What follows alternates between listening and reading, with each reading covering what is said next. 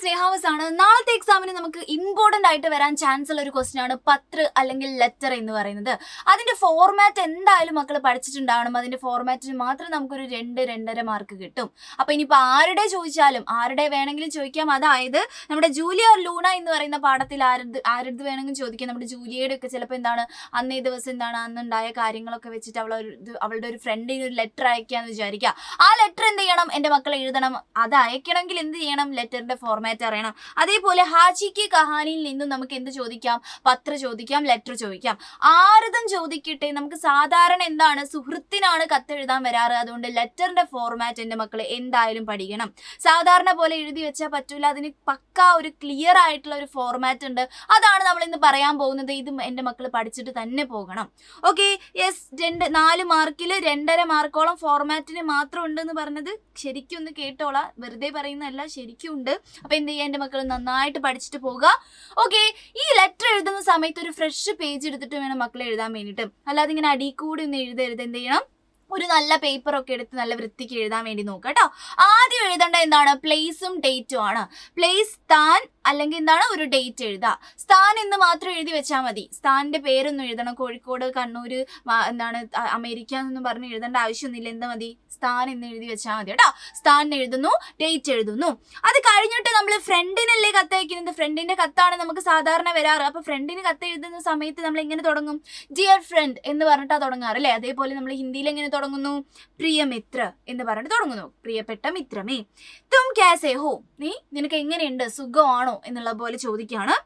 May യഹാ ടീക് who, ഞാനിവിടെ എന്താണ്, okay ആണ്. ഇതങ്ങനെ പഠിച്ചു വെക്കണേ. നമ്മൾ ഫോർമാറ്റ് എഴുതുന്ന സമയത്ത് ഒരിക്കലും മക്കൾ എന്ത് വരുത്തരുത്, സ്പെല്ലിംഗ് മിസ്റ്റേക്ക് വരുത്താതെ നോക്കുക. കറക്റ്റ് തന്നെ ഇത് പഠിച്ചിട്ട് പോകണം കേട്ടോ. പിന്നെ മേ യഹ് പത്ര, ഞാൻ ഈ ഒരു പത്ര, ഈ ഒരു ലെറ്റർ ഏക് വിശേഷ് ബാത്ത് ബത്താനെ കെ ലിയേ ലിഖ് രഹാ ഹൂം, ഒരു വിശേഷപ്പെട്ട ബാത്ത് അല്ലേ. ബാത്ത് മീൻസ് എന്താണ്, കാര്യം പറയാൻ വേണ്ടിയിട്ടാണ് ലിഖ് രഹാ ഹൂം, എഴുതുന്നത് എന്നുള്ളതാണ്. ഓക്കെ, അപ്പം നമ്മൾ എന്ത് ചെയ്യുന്നു, ആദ്യത്തെ പാരഗ്രാഫിൽ നമ്മൾ സുഖമാണോ, എനിക്ക് സുഖമാണ്, ഞാനൊരു വിശേഷപ്പെട്ട കാര്യം പറയാനാണ് എഴുതുന്നത് എന്നൊക്കെ പറഞ്ഞിട്ട് അവിടെ നിർത്തുന്നു. ഇനി സെക്കൻഡ് പാരഗ്രാഫ് തിരിച്ചിട്ട് തന്നെ വേണം നമ്മുടെ ലെറ്റർ എഴുതാൻ വേണ്ടിയിട്ട് കേട്ടോ.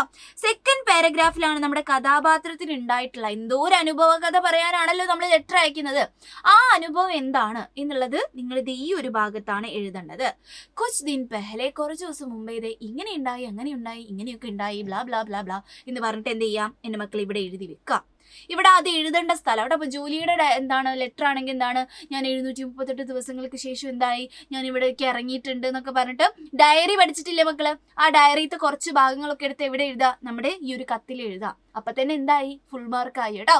അപ്പൊ അങ്ങനെ ഒരു ഐഡിയ അനുസരിച്ച് പഠിച്ചിട്ട് പോവാ.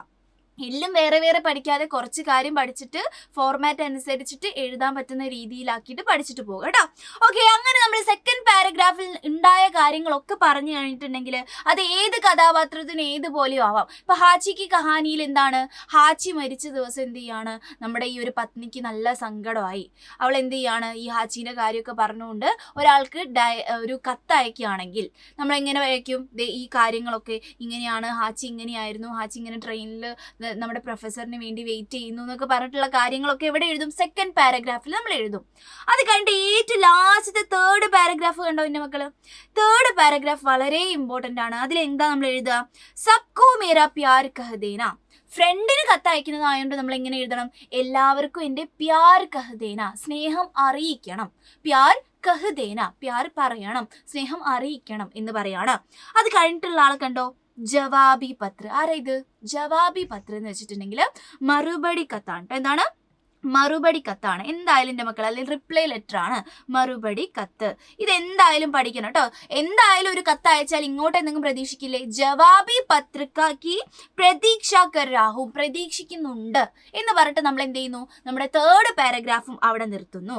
പല മക്കളും ചെയ്യുന്ന ഒരു സാധനം എന്താണ്, ഇത്രയും കഴിഞ്ഞ് അതിൻ്റെ ലെറ്റർ അവസാനിച്ചു എന്നാണ് വിചാരിക്കുന്നത്. അല്ല, ഇനിയാണ് ലെറ്ററിന്റെ മെയിൻ സാധനം വരുന്നത്. എന്താണ് ഇത്, പലപ്പോഴും മക്കള് മറന്നു പോവാറുണ്ട് ഇടാൻ വേണ്ടിയിട്ട്, പക്ഷെ മറന്നു പോവരുത്. തുമാറാ മിത്ര, നിന്റെ സ്വന്തം സുഹൃത്ത് എന്ന് പറഞ്ഞിട്ട് എന്ത് ചെയ്യണം, നെയിം എഴുതണം. ഇപ്പൊ ജൂലിയാണ് ലെറ്റർ എഴുതുന്നതെങ്കിൽ ഇവിടെ നമ്മൾ ആരുടെ പേര് എഴുതും, ജൂലിയുടെ പേരാണ് എഴുതി കൊടുക്കേണ്ടത്. ഇനി പത്നിയാണ്, പ്രൊഫസർ ആണ് ലെറ്റർ എഴുതുന്ന വെച്ചാൽ പ്രൊഫസറിന്റെ പേര് എഴുതി കൊടുക്കണം. അല്ലെങ്കിൽ ഇനി വേറെ ആരെങ്കിലും ആണ് ലെറ്റർ എഴുതുന്നതെങ്കിൽ എന്താണ്, അവരുടെ പേര്, ആരാണോ എഴുതുന്ന അവരുടെ പേര് ഇത് ഇവിടെ എഴുതി കൊടുക്കണം. അത് കഴിഞ്ഞിട്ട് ഇത് ഇപ്പുറത്തൊരു ബോക്സിൽ ഒരാളെ കാണുന്നില്ലേ, വളരെ ഇമ്പോർട്ടന്റ് ആണ്. എന്താണ്, ടു അഡ്രസ് ആണിത്. ടു, സേവാമേ എന്ന് വെച്ചാൽ എന്താണ്, ടു എന്നുള്ള അർത്ഥമാണ്. നാം എന്ന് വെച്ചാൽ എന്താ അർത്ഥം, നെയിം എന്നുള്ള അർത്ഥമാണ്. പത്താന്ന് വെച്ചാൽ എന്താ അർത്ഥം, അഡ്രസ് എന്നുള്ള അർത്ഥമാണ്. അതായത് ആർക്കാണോ നമ്മൾ കത്തയക്കുന്നത് അവരുടെ അഡ്രസ്സ് നമ്മൾ എഴുതിയിട്ടുണ്ടാവണം. ഇപ്പൊ എന്താണ്, കുട്ടൂസിന് കത്തയക്കുകയാണെങ്കിൽ കുട്ടൂസ് നിവാസ്, എന്താണ് കുട്ടൂസ് നിവാസ് എന്നൊക്കെ പറഞ്ഞിട്ട് അവരുടെ അഡ്രസ്സ് എഴുതേണ്ട സ്ഥലമാണ് ഇത് എന്ന് പറയുന്നത്. പക്ഷേ മക്കൾ അഡ്രസ്സ് സ്വന്തമായിട്ട് ഉണ്ടാക്കി എഴുതൊന്നും വേണ്ട, എന്ത് മാത്രം എഴുതിയാൽ മതി, സേവാമയും നാം പത്താന്ന് അങ്ങോട്ട് എഴുതി വെച്ചാൽ മതി. നമ്മൾ ഫോർമാറ്റ് ആണ്, നമ്മുടെ എക്സാമിന് വേണ്ടി എഴുതുന്നതായതുകൊണ്ട് സേവാമയും നാം പത്ത എന്ന് മാത്രം എഴുതി വെച്ചാൽ മതി. ഇത് നിർബന്ധമായിട്ടും ഒരു കുഞ്ഞു ബോക്സിൽ അയക്കണം, ഇട്ടിട്ടുണ്ടാവണം. കാരണം എന്താണ്, ഇത് നമ്മുടെ ലെറ്ററിന്റെ കവർ ലെറ്ററിൽ നമ്മൾ എഴുതുന്ന സാധനം. അഡ്രസ്സ് നമ്മൾ എവിടെ എഴുതുക, ലെറ്റർ ഒക്കെ കഴിഞ്ഞിട്ടുള്ള നമ്മുടെ കവറിന്റെ ഉള്ളിലാണ് എഴുതുക അല്ലെ. അപ്പൊ ആ കവറിൽ എഴുതുന്ന സാധനം ആയതുകൊണ്ട് ഇത് ബോക്സിൽ ഇട്ടേച്ചേക്കുന്നത് കേട്ടോ. അപ്പൊ ഇത് എന്തായാലും എന്റെ മക്കൾ ഈ സാധനം ഇടാൻ വേണ്ടി മറന്നു പോകരുത്, സേവാമയും നാം പത്ത എന്ന് പറയുന്നത്. ഇത്രയും പെർഫെക്റ്റ് ആയിട്ട് നിങ്ങൾ എഴുതിയിട്ടുണ്ടെങ്കിൽ നിങ്ങൾക്ക് സൂപ്പർ ആയിട്ട് ഒരു ലെറ്റർ എഴുതാൻ പറ്റും. ഇതിന് നടുവിൽ മക്കൾ എന്തെങ്കിലുമൊക്കെ എഴുതിയിട്ടുണ്ടെങ്കിലും ഒരു 3 മാർക്ക് നിങ്ങൾക്ക് കിട്ടും. സൂപ്പർ ആയിട്ട് നടുവിൽ കുറെ കാര്യങ്ങൾ എഴുതിയിട്ടുണ്ടെങ്കിൽ 4 മാർക്ക് തന്നെ കിട്ടാനുള്ള ചാൻസ് ഉണ്ട് മക്കൾക്ക്. അപ്പൊ ഏത് പത്രം വേണമെങ്കിലും വരാൻ ചാൻസ് ഉണ്ട്. അപ്പൊ നമ്മൾ എന്ത് ചെയ്യണ്ട, നമുക്ക് റിസ്ക് ഒന്നും എടുക്കണ്ട, നമ്മൾ പത്രത്തിന്റെ ഫോർമാറ്റ് മുഴുവൻ അങ്ങ് പഠിച്ചിട്ട് പോയിക്കോളാം കേട്ടോ. അപ്പൊ നാളത്തെ എക്സാം നല്ല ഈസി ആവട്ടെ എല്ലാവർക്കും. All the best. Bye bye.